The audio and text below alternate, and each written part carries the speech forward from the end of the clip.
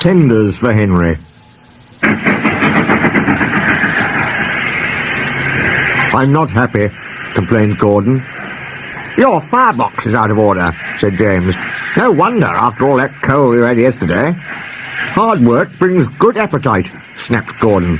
You wouldn't understand. I know, put in Duck brightly. It's boiler ache. I warned you about that standpipe on the other railway, but you drank gallons. It's not boiler ache, protested Gordon. Of course it is, said Henry. That water's bad. It furs up your tubes. Your boiler must be full of sludge. Have a good wash out. Then you'll feel a different engine. Don't be vulgar, said Gordon huffily. Gordon backed down on his train, hissing mournfully. Cheer up, Gordon, said the Fat Controller. I can't, sir. The others say I've got boiler ache, but I haven't, sir. I keep thinking about the dreadful state of the world, sir. Is it true, sir, what the diesels say? What do they say? They boast that they've abolished steam, sir. Yes, Gordon, it is true. What, sir?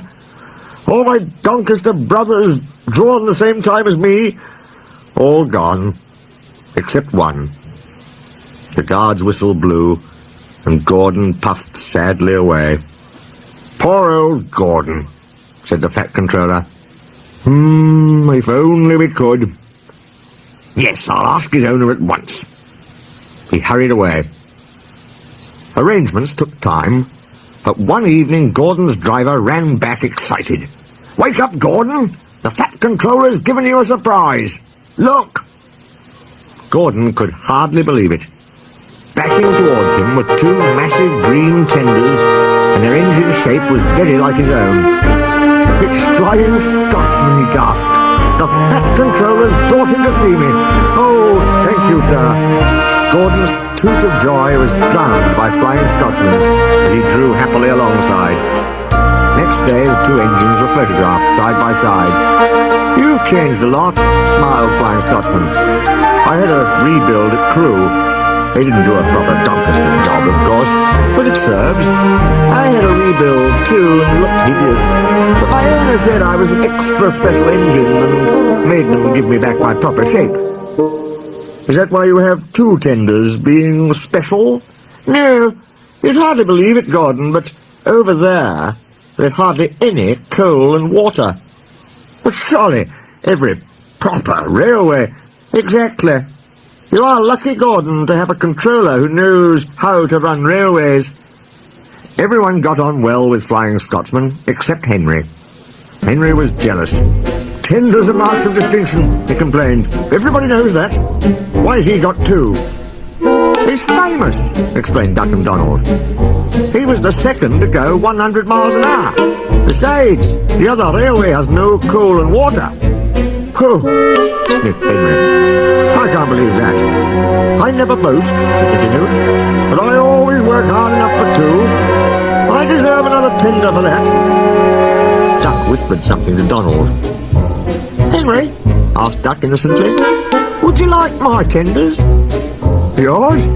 Exclaimed Henry. What have you got to do with tenders? All right, said Duck. The deal's off. Would you like them, Donald? I wouldn't deprive you of the honour. It is a great honour, said Duck thoughtfully, but I'm only a tank engine, so I don't really understand tenders. Perhaps James might... sorry I was rude, said Henry hastily. How many tenders have you, and when could I have them? 6. You can have them this evening. 6 lovely tenders, chortled Henry. What a splendid sight I'll be. That will show the others the sort of engine I am. Henry was excited. Do you think it'll be all right? He asked for the umpteenth time. Of course, said Duck. Just go where I told you, and they'll be ready. Meanwhile, word had gone round, and the others waited where they could get a good view. Henry was cheered to the echo when he came, but it wasn't a splendid sight. He had 6 tenders, true, but they were very old and very dirty. All were filled with boiler sludge. "Had a good wash out, Henry?" called a voice. "That's right. You feel a different engine now." Henry wasn't sure, but he thought the voice was Gordon's.